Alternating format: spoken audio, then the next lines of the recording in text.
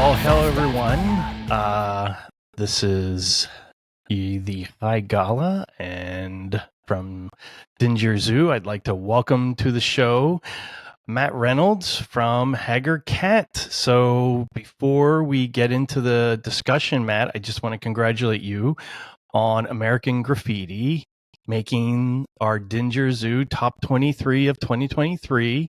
Although it wasn't released in 2023, it's the first time we heard it. So, and one of our favorite tracks from that we played on the radio show, which is on Wednesday nights, 7 p.m. Eastern. Please give a listen. So Matt, why don't you introduce yourself to our audience? Hi, yes, so I'm Matt. I make up one half of Haggard Cat. Really honoured to have made the top 20 list at the end of the year. Thank you so much, Hi Gala.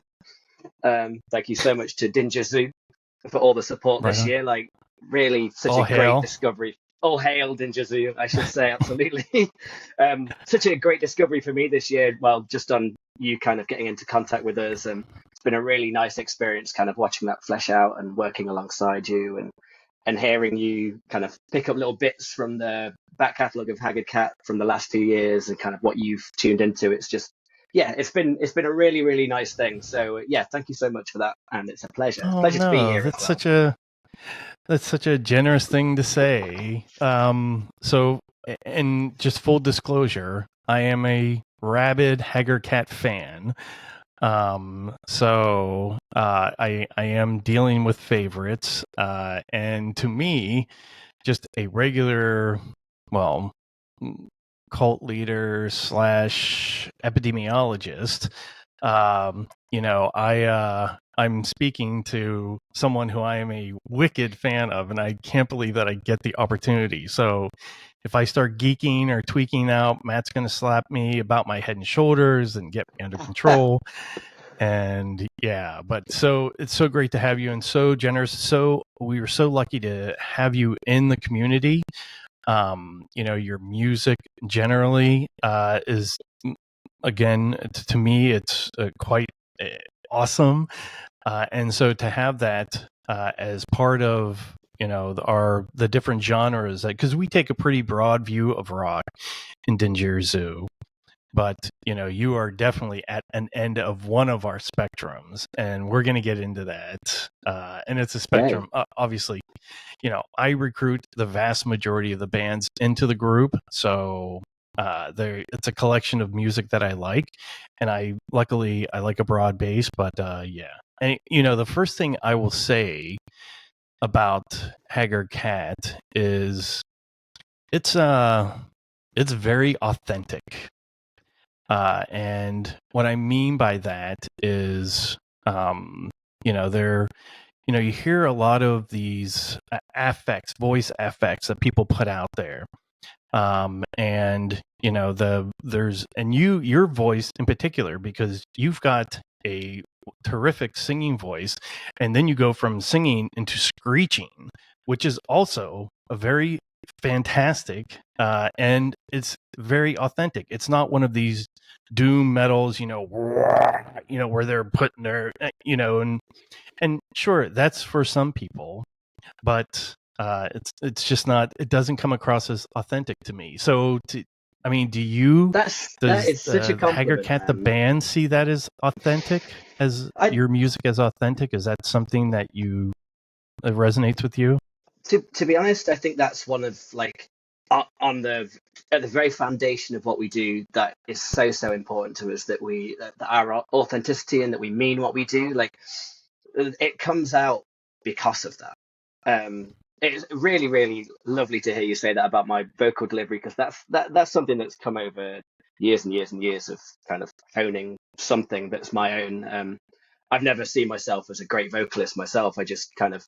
I was a means to an end, and I've just kind of learned these weird techniques over the years. And the sound that I make is the sound that I make when I hear it on record. I kind of go, yeah, that's me, fine, whatever. Like I've never seen myself as this vocalist.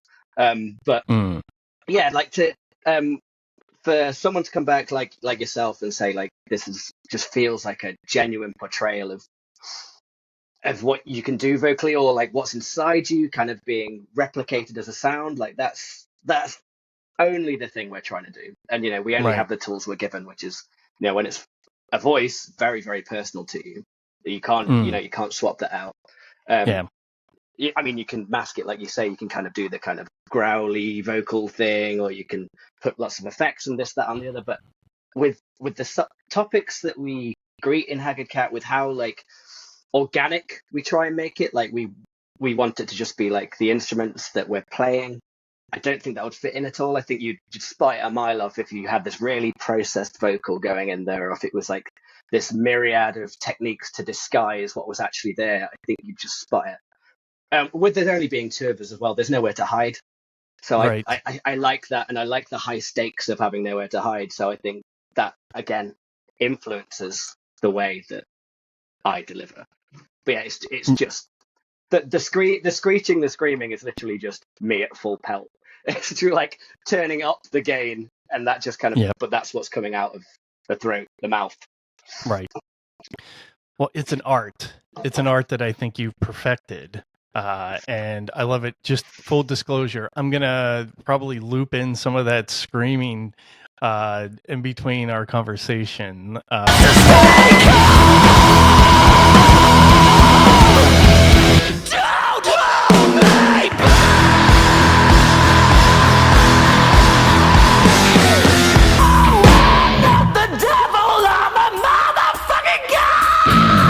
So Your that the poor listeners. yeah, well, no, well, I think it's it's funny. I was talking to another member of the group, and I was asking him, "Hey, are you listening to Haggard Cat?"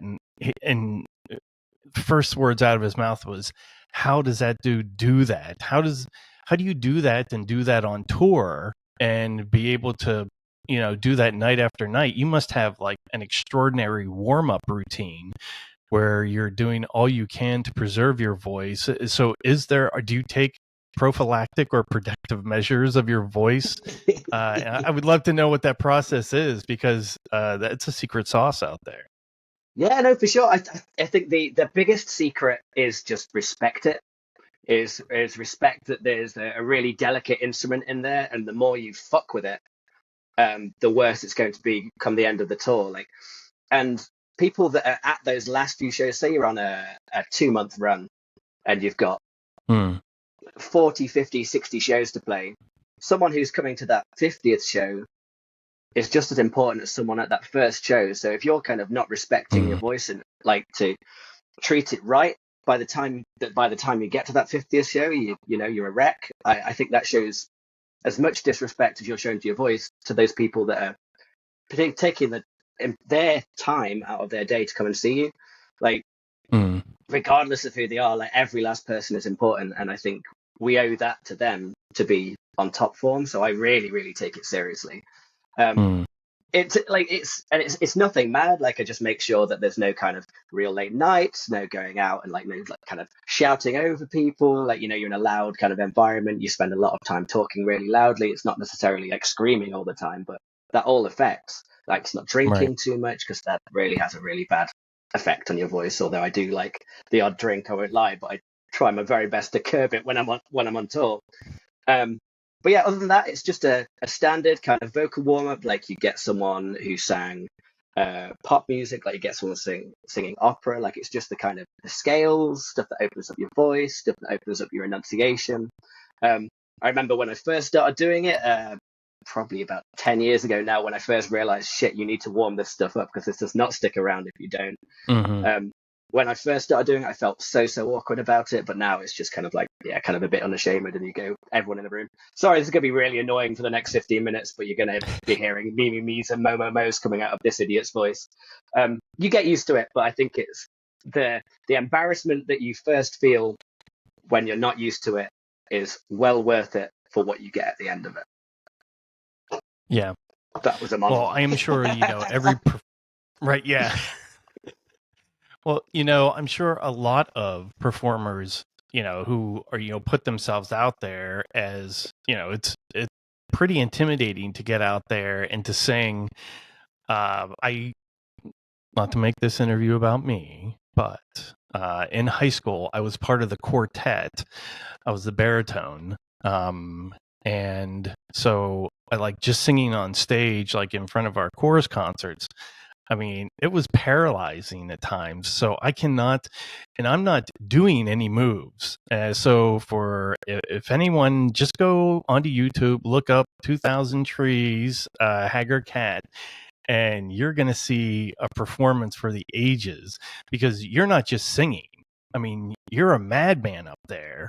So like, and just going bananas. So, when you come off stage, how much of that mat do you leave up there on stage, or how much of that mat comes back off stage with you? And Oh, is it a switch that you flip, or is it do you slowly go up and slowly go down? Because they can't be the same person, because you'd be in jail, right? I think. absolutely, absolutely. Well, that's it. Like, it would not be healthy for that person to exist in any other environment than on a stage setup. Like, it's designed to be larger than the two people that are on that stage. Like you Mm, perform when you're there. Um, but to be honest, above all else, it's uh, it's therapy. Like you, yeah. you have all this stuff kind of Mm, that goes on in the day to day, like emotionally, mentally. There's a lot of bad stuff in the world, like, and that's the bigger topics. Like the smaller topics, you have a bad day, like somebody cuts you up on the road, someone like the boss is kind of riding you in a way, this, that, and the other. Like that all goes somewhere and inside of you. And my way of getting that out is out there, like, and you leave it there. mm, That is my therapy, is doing that. Like, it's not, I wouldn't say it's like a conceited flip switch that's flipped. It's just what kind of comes out. Um, mm, I will say this, like, before I know that we're going to go on stage, like, regardless of what the crowd is, how big the crowd is, I'm a wreck.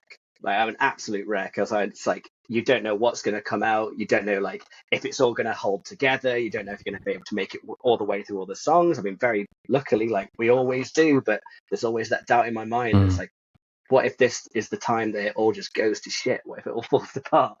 Um, but yeah, no, Right. it's a very, like, physically demanding performance, both for me and Tom. Like, we're both kind of like athletes, so when we go out there, we both we leave everything, every bit of energy that we possibly have there on the stage. And I think that comes back down to that authenticity as well. It's like, we believe it, we love it so much that we just want to have the best possible time out there and throw everything that we've got. If we don't throw everything we've got into it, we kind of come off stage and it's like, we didn't really, got a little bit left. Like, Mm. we didn't quite give everything we had to give. But Yeah, yeah, it's Tom's no field mouse either, no. right? I mean, he's pretty active as well. And, so you guys were set to tour this fall, and then Tom goes mountain biking and hurts his arm.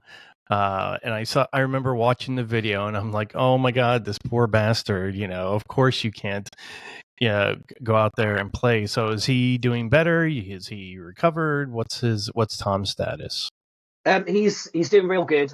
Again, he's taken it really, really seriously and hasn't taken it lightly. Like, um, he absolutely had no reason to be this way, but he was so apologetic about it. He was distraught, like having to kind of pull Mm, shows. Like, we are going to reschedule those in the near future as soon as we're definite that, like, yeah, we're ready to go. But we're kind of waiting so we don't have to go down this tricky path of rescheduling things once or twice and mm, not quite being on top of our game. But no, he's healing up well. His physio is going really great. Like, if anything, he's stronger than ever. Like, he's pushing like 200-pound weights on a trolley across like the gym floor at the moment. Like, every time I see like the videos of him there, I'm just like, God, go easy, man. yeah, It's relax. okay. There's plenty of time. Relax. Don't worry about this. But no, like, I think above all else, like, he spoke to me about it recently, and he was saying, like, I think sometimes I've taken for granted how much of me is in performing live, how much of my personality that is. And that's something that we went through a few years ago. Obviously, I don't want to bring up the COVID pandemic more than I have to, but Mm, that stopped us for 18 months, and it felt so unnatural not playing. I can remember, like, trying to find other things to do and other bits, and then realizing that, this is a huge part of my personality that's just gone. mm, It's that bit where you go onto the stage and you get to be the wild man, and you get to throw hmm. it all out there, and anything goes that you can't do in the rest of the world, and that's just not there. So I feel like he's had that again, where there's nothing he could do about it. So Yeah. I feel really bad for him. But yeah, we've been back in our studio. In fact, we're in together again tomorrow, just kind of playing together, building up our strength again, trying a few of the old songs, going back into writing the new songs, and kind of just be like, cool. It's like trying set lengths and this, that, and the other, just to kind of make sure that it feels comfortable for him to play and that he's not overdoing it. Because yeah, we need to road test this first before we get back out there and find a problem. Yeah. So I saw I think it was the first 2,000 trees that you played. There was an interview online and you talked about an album coming out in 24. So is that still the plan? A new album in 24? That's very much the plan. Yeah, we're about 80% of the way writing wise. We've got our producer in studio that we want to work with. We're kind of just getting the demos together now and picking the bits that we really love, the bits that need work, the bits like, nah, get rid of that. That's not good enough. It's been quite a long process, to be honest. This is the longest since we've been a band that we've not released something. So we're really kind of working to get this right. And I'm so proud of what we have so far. I'm really, really excited. Nice. I mean, everyone's going to say that, right? But I'm so excited. This thing is like a bipolar just opus of work that's going on. I love it so much. Nice. It's wild. Well, I mean, Cheer Up, the EP is amazing, right? And it's funny when I go through your catalog, I can literally tell, okay, this is early, this is later, this is here, this is there. Like you can tell where you're at in your maturation, and it's all phenomenal. But you can see that, the two of you are gelling together. So, and I'm sure you get so many annoying power duo questions. And, some of the best bands, some of my favorite bands, the White Stripes, and they can't play for shit. I mean, let's be honest. Jack White, if you're listening, Meg White, if you're listening, I apologize. But I mean, it just goes to show that you do not have to be great musicians to produce great music. However, unlike the White Stripes, you and Tom are actually very good musicians. So you completely fill that. I mean, there are no voids. When you listen to a Haggard Cat song, you are not saying, where's that bass? Where are the organs on there? Should they incorporate some piano? You're not looking for more, I guess, is my point. So I guess my only question to you as a duo is, are there artistic lines, or what's the artistic relationship between the two of you? Because when it is a duo, it's just the two of you. And one of you, and look, I'm in a partnership. We say we're equals, but we both know someone's going to be the boss. So I would just really be interested in understanding that dynamic, knowing that the music is completely covered. I mean, in my view, anyways. No, I hear you, man. It's the most honest form of rock and roll, right? Two people. Like I'd say, like the most standard band is a three-piece. You got your bassist, guitar, drums. But two, it's like, cool, we've got even less places to hide now, and we have to write in that way that kind of benefits the song where there really being two of you. You have to think a little differently. With myself and Tom, I think it works so much with me and Tom because of our relationship. Like, so we have played in bands together. I'm going to say nearly 18 years, I think, like since we were kids. We met just after what you guys would call high school, secondary school in the UK. And we've been playing together ever since. Like we met at a party. We both knew we were in bands. Our band after that party played together, and then eventually we kind of like got talking. It was like, we're both in the wrong band.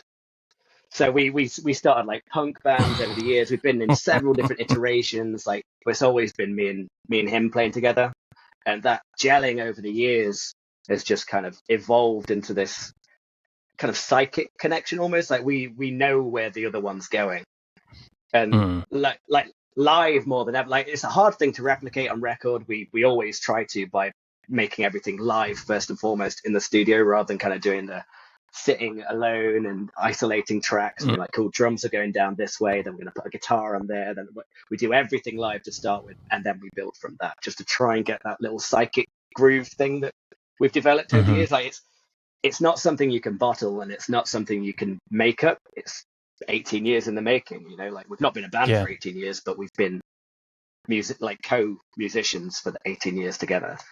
So yeah, wow. That's kind of what I put the success of our sound down to most, is that. But yeah, like, live is a completely different story. Like, when you see it live, and you can kind of see, it's like, oh, those guys, like, they're sharing one brain there.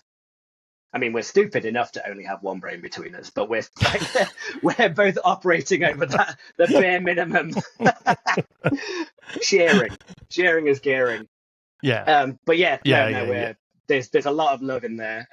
You know, it's a brotherhood. Like, we have arguments, we have disagreements, but it is, like, you know, the closest relation I could have ever asked for is you know, Tom. Yeah. My bud. Oh, that's nice. So, and now he's not allowed to listen to this. I don't mean that, Tom.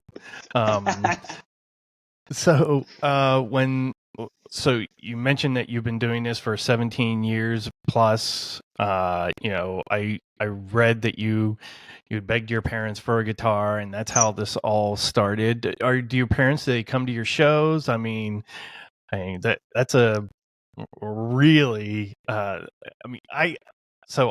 mentioned one time I was playing you on the show, and I said, you know, I would love to see them live, but I would be afraid of, like, getting killed.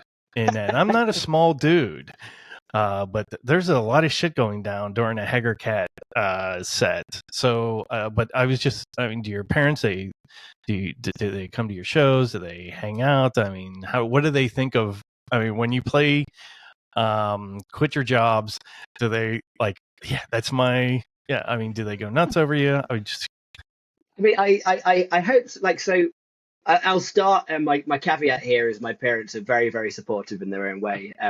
They're not the kind of parents that come to shows, sadly. Like, as much as I tried, and they're kind of like, I don't think that's the right environment for us. And I understand that wholly and fully. They're supportive in other ways, and like you said, you've done your research there, but the whole reason I play guitar in the first place is I begged. A friend of mine in our teenage years had electric guitar. I thought it was the coolest thing in the world, and I was like, I'm going to copy that to the letter, and I'm going to do it as well. And begged until I got that guitar. You know, I've not looked back. It was the best decision I ever made, and the nicest thing my parents ever did for me.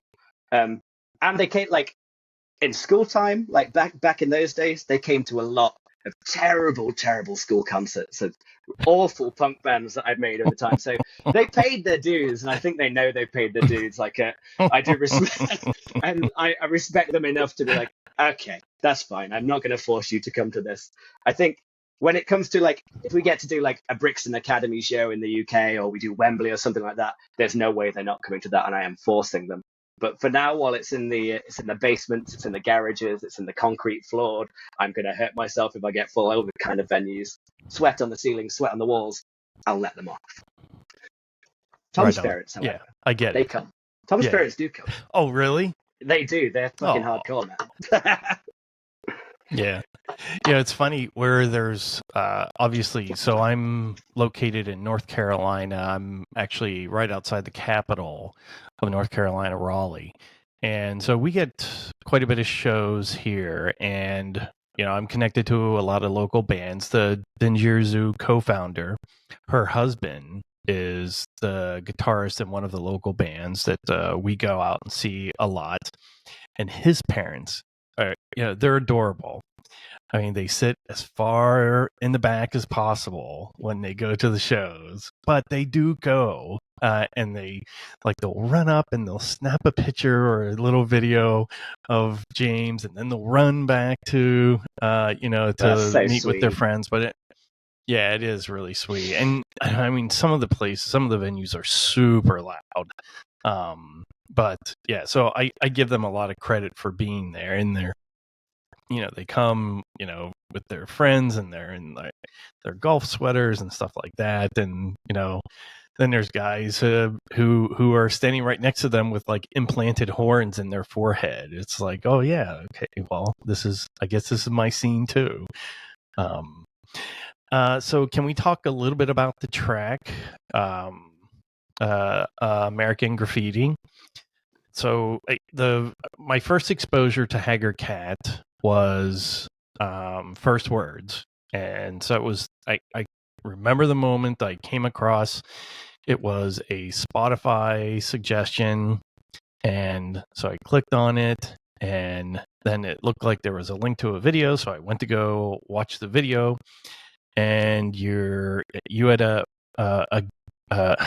what's not a collaborator, Jamie Yeah, Lenman on there. Is that how you pronounce? that's the guy.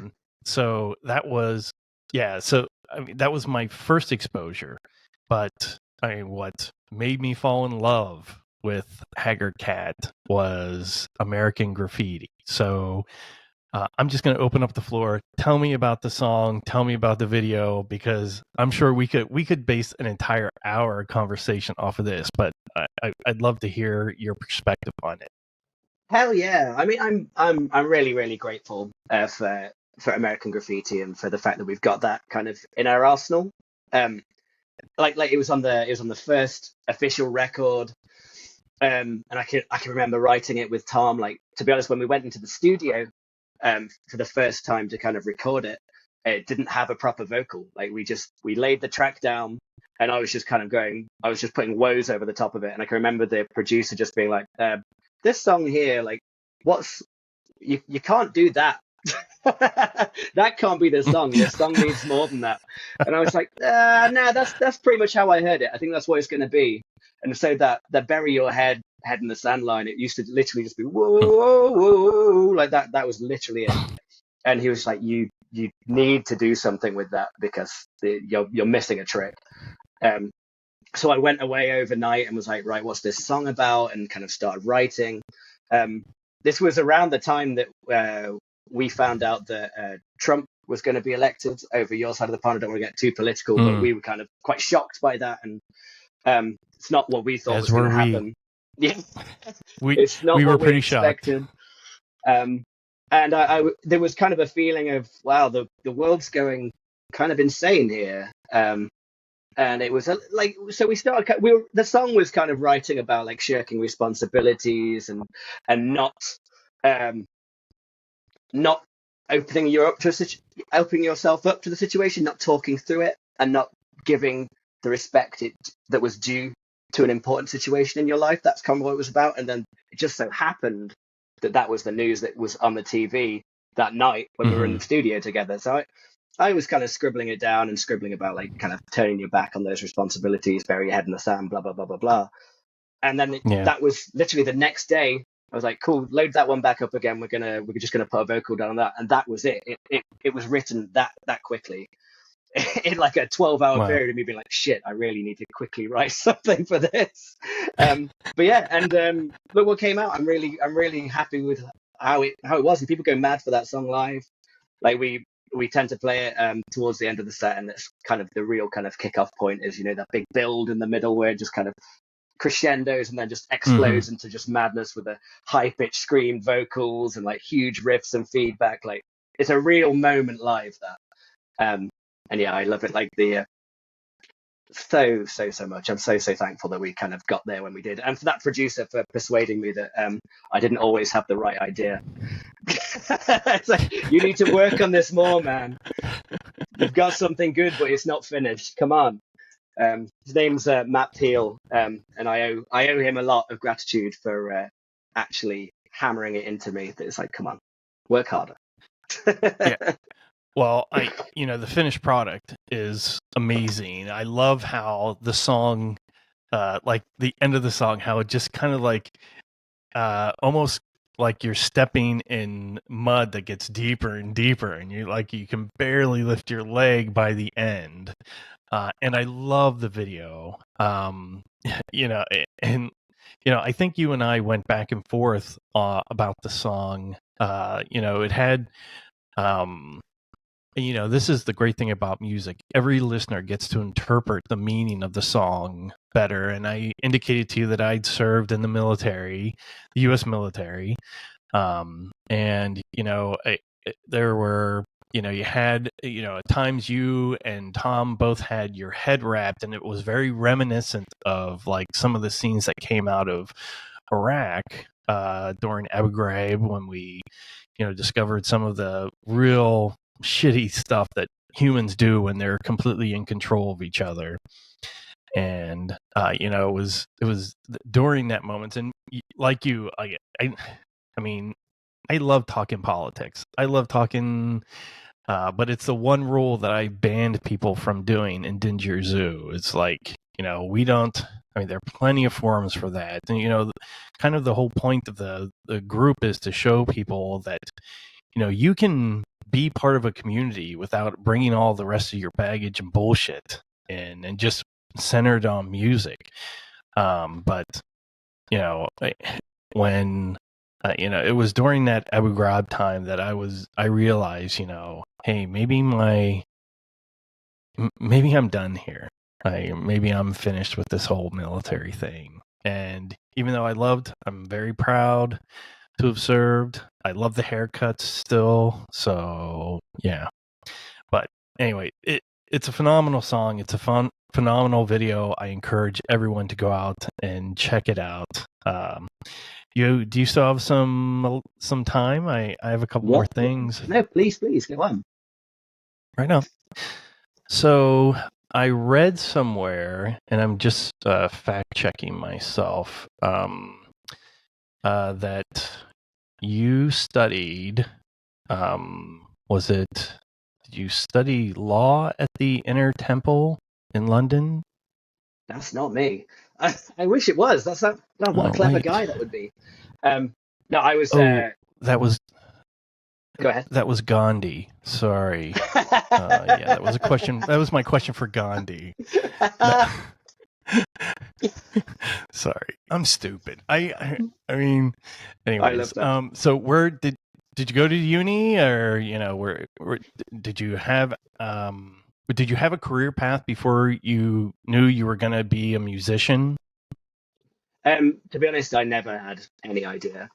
I went to uni. I studied creative writing because I liked the written word, and I kind of, the only thing I really had a spark in was like, okay, that makes sense.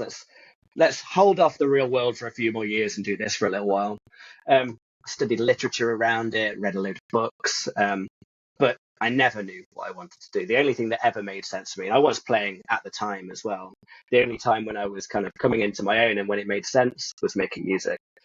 And to be honest, it probably, from the age of about 16 up, completely ruined my education, because I was only ever interested in going and playing guitar and like making a noise. Always. That's all I wanted. Well, and not to be, again, I don't mean to be too fanboyish, but you've made it. Like, okay, so, I mean, I'm talking to one of my favorite artists. You've made it. And no matter what, no one's going to be able to take those songs or those albums or those. They will be forever imprinted on the people who become exposed to you, and the people like me and your fans are going to carry that for the rest of their lives. So just on behalf of us, thank you for making that decision. It was the right decision in my mind. And yeah, it's just... Jesse, you're going to make me cry, man. Oh, well. That's really beautiful. Thank you. Oh, yeah. Well, thank you, because, it's funny, when I started this community, I was not in such a great place in my life, and I was like, I just need something. I need something to focus on. And if you would have asked me 18 months ago, what's the state of rock and roll music, I would have said, oh, rock's dead. The last great band was the White Stripes and blah, blah, blah. And then I came across Royal Blood, and I was like, wait a minute. If this band exists and is popular, there have got to be other bands. And honestly, Matt, it's because my generation does not know how to find rock music anymore, because it's not in popular culture anymore. Yeah. Like rock has acquiesced to the R&B, pop, very, very pop music. And that's what most of the kids are listening to today. But there is a very robust rock scene. And so I was like, I got to make people aware of this. I felt, and it's stupid and it's a little pretentious to say, well, I'm going to change the world. But, I'm doing everything I can to like get my generation of consumers to consume music again, because there's phenomenal bands out there that are producing amazing art. And, Dingir Zu is just one smattering of them. And, so whatever attention I can ensure that, the our bands get, that's my intention. So I'm You're doing the imperfect Lord's vessel. work, man. You're doing the Lord's Yeah. work. So I got to tell you that and again, this is my last fanboy attempt. But when you sent us that picture, and you wrote on there, the power of Dingir Zu compels us. I was like, I think I just made a best friend. That was, first of all, it's really clever. Love the reference to The Exorcist. But just that was just so generous, and you wrote such a nice letter, man. And like, I order merch from other bands, and they'll send me nice notes and thanking me, but no one has done anything like that. And it's like my pride and joy. Like, it's here on my desk. It'll be here till the day I die.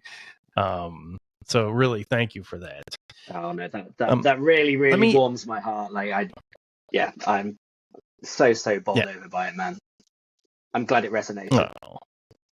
Oh my God, did it resonate? I mean, it came like we didn't. I was speechless. I was like, what the fuck? I mean, anyways, I'm gonna stop. Let me ask you. Tell me a band that everyone loves except for you. Oh, it's a very good question, because there's a bunch of those, that unpopular opinion kind of bands that I just don't understand and I don't get. I want to try and stay positive with it and not go for anything too kind of recent. But like, so I was never into like a band like, and I feel so stupid for this, but I never got like Joy Division. I never have got Joy Division. Right? Wow. See? Wow. I don't get like, and I've tried, and this isn't just lack of me being like, no, 80s indie pop, hate it. Like, it's not that at all. And I like, there's stuff that I love that's clearly been influenced by that, but something about it, like something about the cleanness of the 80s production, the dryness of the drums, the melancholy vocal, but how clean and processed everything seems. It's just, I don't know. I've never. And I understand why other people do, and I don't understand why I don't, which is the most frustrating thing about it. I just can't grab onto it. Yeah. I think that's, I'm trying to think. Yeah, I think I'm going to go with that. That's my answer. So first of all, that's a very brave answer, because I mean, their Joy Division, myself included. I went back to my hometown. I hadn't been back there in like 25 years. I went back, and my buddy had Joy Division blasting because he knew that I was a huge Joy Division fan growing up. And you're right.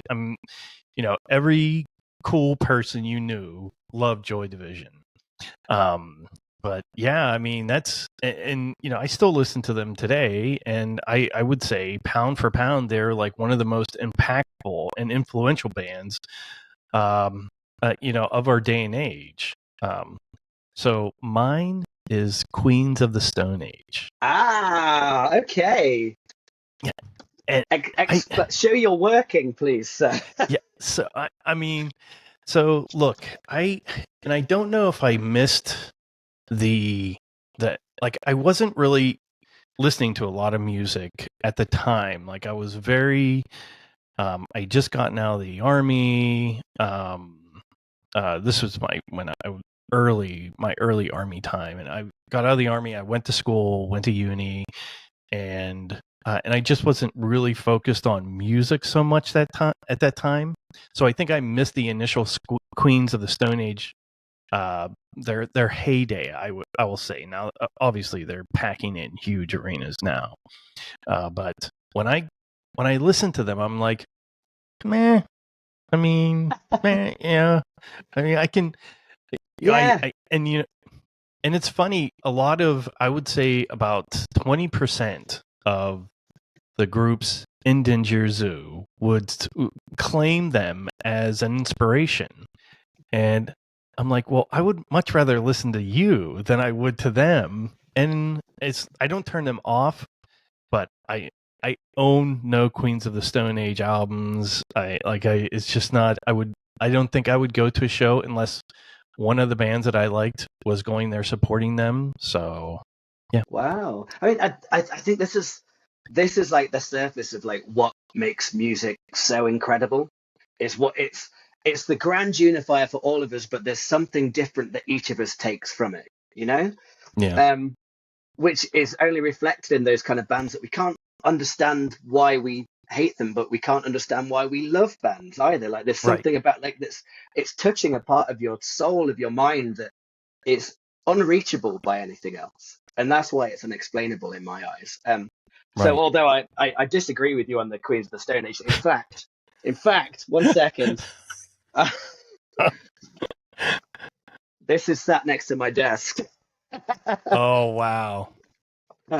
Which is an incredible record. But I understand why you wouldn't get on board with them as well. Like they've made a lot of uninspiring, just kind of standard rock songs, but they've also done a lot of really exciting stuff in my mind as well. And their view towards collaboration really resonates with me. Like on that record, Songs for the Deaf, they collaborate with Mark Lanigan, who's one of my all-time favorite vocalists. So that was a big thing that got me into them, like originally, and yeah. I still kind of have a soft spot for them, but I don't know why I love them.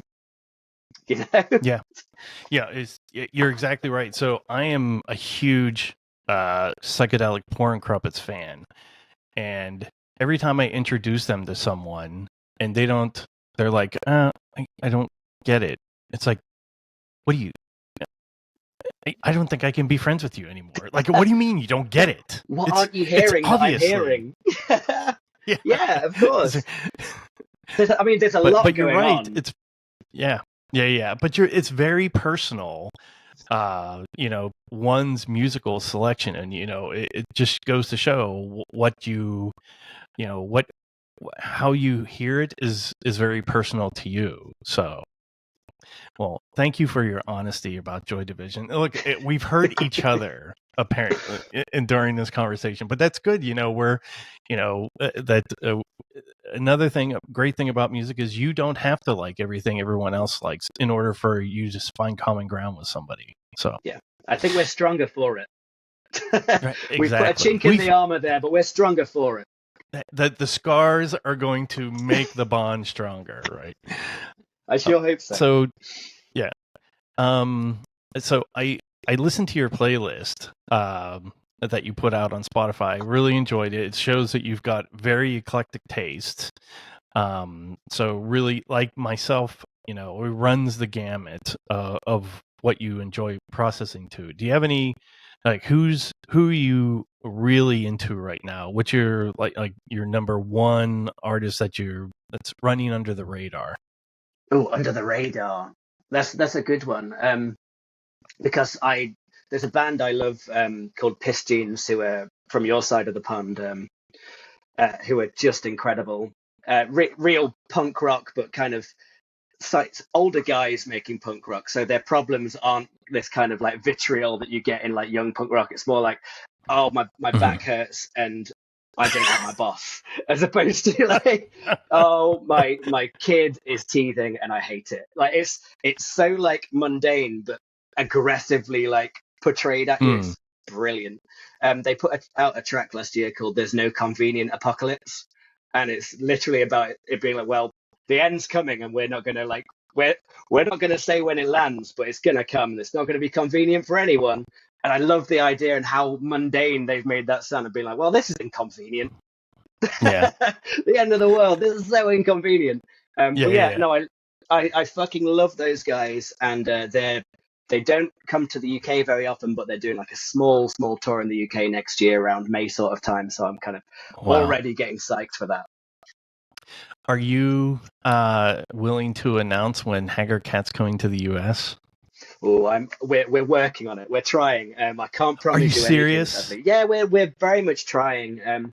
We got over to the US My in our God. old band once before, when we got invited to do South by, and it Mm, was still to this day one of the greatest experiences of both mine and Tom's lives. And we're like, since then we've been trying very much to get back there. Obviously, it's a very expensive task to get yeah. two people out there working Mm, or playing. right.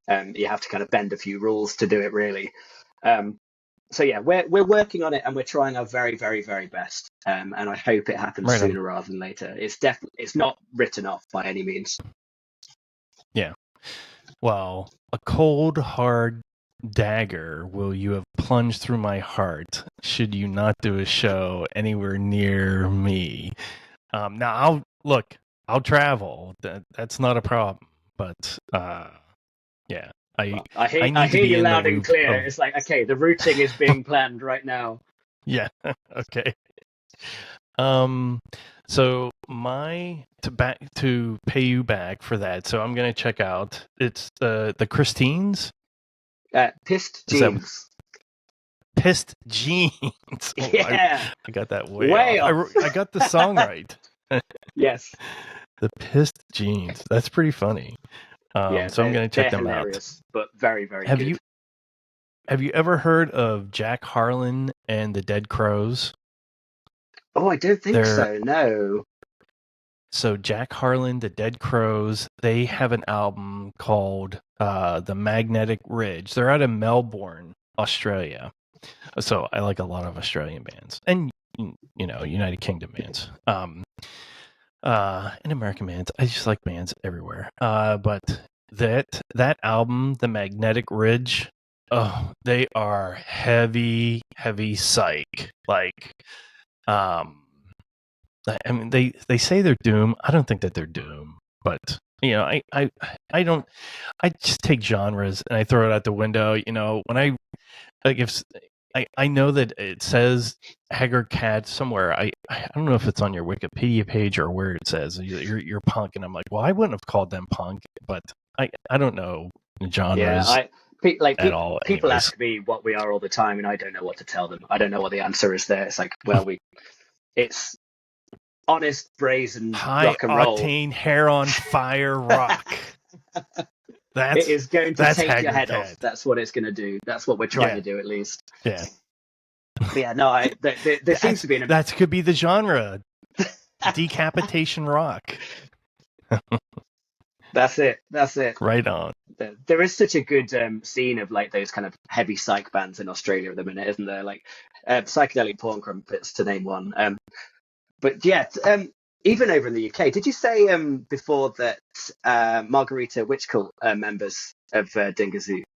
Hell yeah, they are. They are, hell yeah. Well, Yeah, they now are. there's a band that's flying under the radar. Like I went to see them in like a pub in London only like 3 weeks ago, and it was rammed, but you could only hold like 40 people in there. It was amazing, and that is a Yeah, band that's doing it for real. It's so good, and that album they put out, woo, yes, very very good. yeah. Well, that label, Heavy Psych Sounds. They've got some really great bands there, and I just wear bands down. Like, now you, Margarita Witch Cult. I didn't need to talk either of you into coming in. But we've got off of that label, Geobia.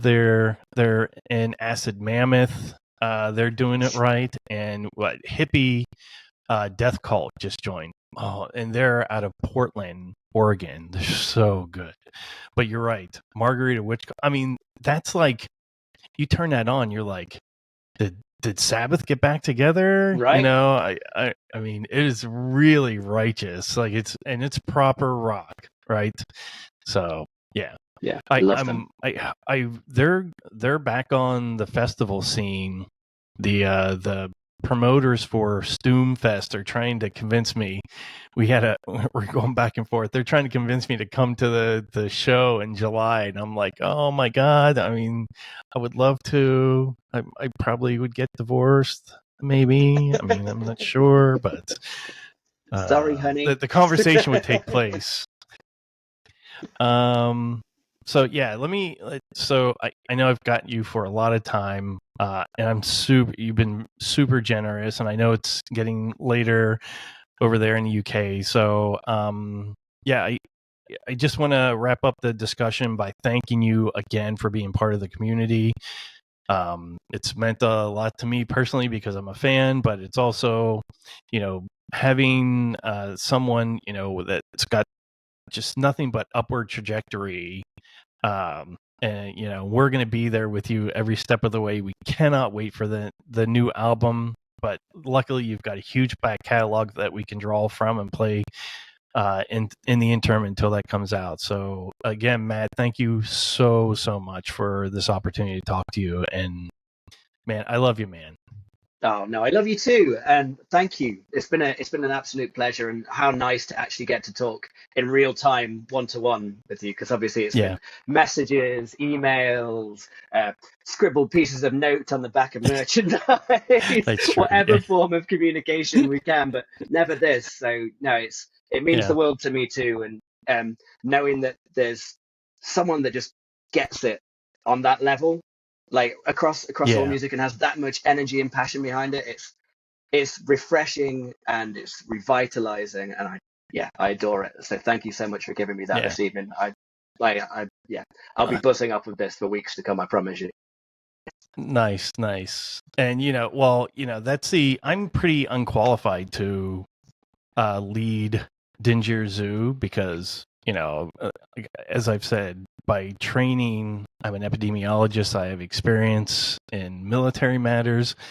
I don't play, and I stopped playing the cello in 5th grade because there were 2 kids that would always beat me up, and the cello slowed me down running home from school. If only you were a harmonica player, man. But one thing, yeah, exactly.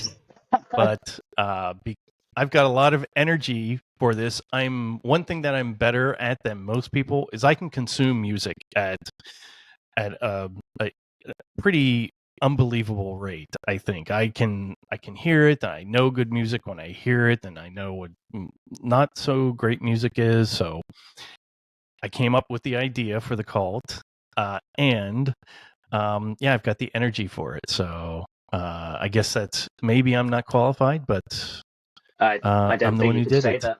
Like the thing that qualifies you is your absolute passion for it, and I think you are qualified beyond anyone else could ever be.